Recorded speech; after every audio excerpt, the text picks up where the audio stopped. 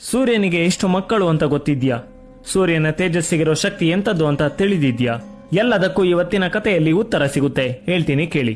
ವಿಶ್ವಕರ್ಮನ ಮಗಳಾದ ಸಂಜ್ಞೆ ಸೂರ್ಯನ ಪತ್ನಿ. ಅವಳಿಗೆ ಮನು, ಯಮ, ಯಮುನಾ ಎಂಬ 3 ಮಕ್ಕಳಾಗ್ತಾರೆ.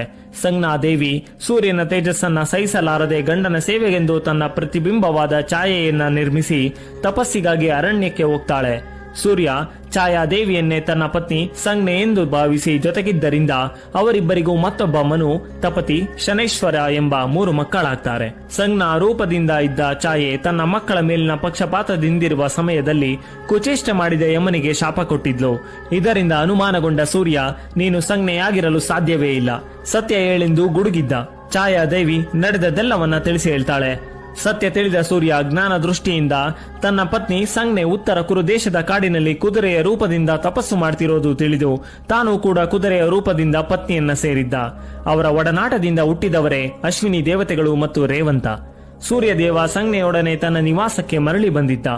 ನಂತರ ವಿಶ್ವಕರ್ಮ ಸೂರ್ಯನಿಗೆ ತಿರುಗುವಿಕೆಯನ್ನುಂಟು ಮಾಡಿದ್ರಿಂದ ಅವನ ಮೊದಲ ತೇಜಸ್ಸಿನ 8ನೇ 1 ಭಾಗ ಕಡಿಮೆಯಾಗಿತ್ತು.